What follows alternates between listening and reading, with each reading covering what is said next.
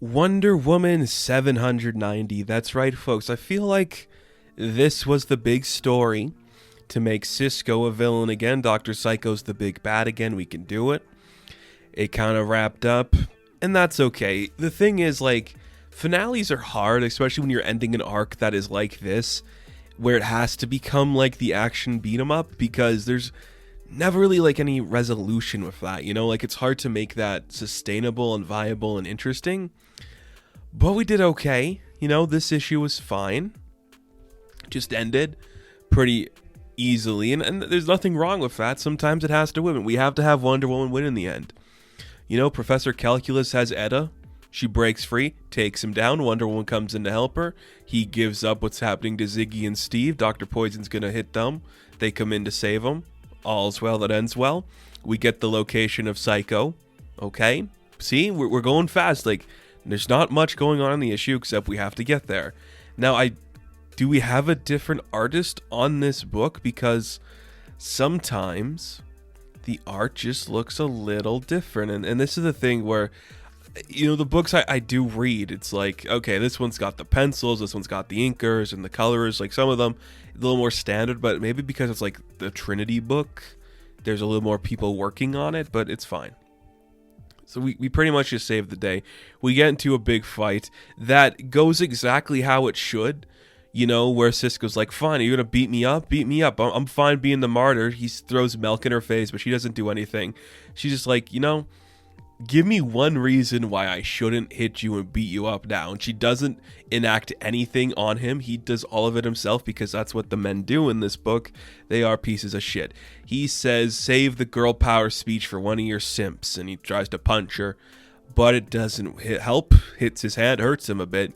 They get into a little scrap. He tries to escape. He calls Villainy Incorporated. He's like, I need help here. You give me management, please. But she's like, I have been through a lot of shit recently. I have done a trial of the Amazons. I was dead. My mother is dead. I have been through enough, Cisco, so no more games, no more bullshit. I'm done putting up with you. You thought you could taint my image, be it like an Alex Jones, Ben Shapiro, Tucker Carlson piece of shit. I ain't putting up with it, you little wormy piece of crap. I am done with you. Okay? I'm done with you. And I'm like, that's good. Again, I have to say this every time, but I think it's very interesting how this book is essentially saying the same political stances as Superman Son of Kal-El, but this book isn't getting like the same heat from that. Is it because Wonder Woman is intrinsically built to be a political hero? How come Kal-El, Son of Kal-El, couldn't be that either? You know, it's the first time that character had a book. Maybe it should be political. I just find it fascinating. It's always going to interest me that this book is coming out at the same time, where it's giving you the same type of villain, essentially, in a Cisco, as to something that's political, but no one's really listening. And we do see the way we defeat Cisco is that Sweetheart is finally given the opportunity to break free of her bondage and become her own individual, and she sacrifices her life to save Diana from Dr. Psycho. And I'm like, that is an interesting concept that I enjoy. It's like, you never let her be her own woman. You know, you manipulated her and controlled her like everyone else in your life. You deserve exactly what's coming to you, Cisco. And she defeats him easily. And that's fine. You know, it's fine. There's no need to extend the warranty on this bad boy. You know how it's going to go. Cisco has to lose. Diana has to win, because that is, you know, her book. And we can't have toxic masculinity, incel power winning the day, because that is not how things go in the real world. So I'm fine with it. I'm 100% on board with the decisions that this book makes. Very interesting. Curious to see where it's going to go next, though. You know? Interesting. We kind of got like two little wrap-ups to lead into the next story. We see that the Villainy Incorporated leaders, like the people maybe in charge of the milk distribution, are Amazonian, perhaps? Praise the mother of creation. Praise Hera. You're like, okay, one of them's kind of like a weird headpiece that you slightly see. So we're like, okay, what's going on there? Methinks we're about to find out that there's some crazy stuff going on. I don't hate that in the slightest. I think that's a really fun concept we should explore more. kind of fun. And we get one more wrap up. Ziggy and Steve being, chaotic bisexual men towards each other. Just so much tension. No one playing into it. Very funny, very cute. And Diana comes in a classic looking Diana Prince costume. Very Linda Carter inspired just in terms of like the hair and the face. And she's like, for our next operation, I'll need to be Diana Prince. And you're like, okie dokie. What do you got for me? I think this team's continuing. Very fun.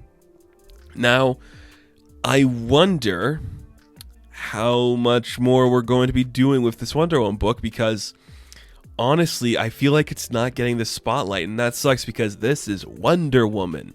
You should be doing more of this character. I feel like she hasn't really had the opportunity to grow or shine and become free of everything else, but we'll see what happens. I do like where she's at right now. I think this is a good story. It's very fun. I just wish there was a bigger push for her to do more, because I feel like there isn't at the moment. Or maybe because I guess she's dead in whatever Dark Crisis, but I don't know. It's fun. I do enjoy it. I like this arc of Dr. Psycho. It's very interesting. I would like to see more, though. Maybe this evil villainy thing will further try to corrupt the image, but we'll see what happens. It's kind of a fun story. It could be better, could be worse. Either way, Wonder Woman's a fun title. Hope it picks up momentum a little bit, because this issue, well, a little bit lackluster.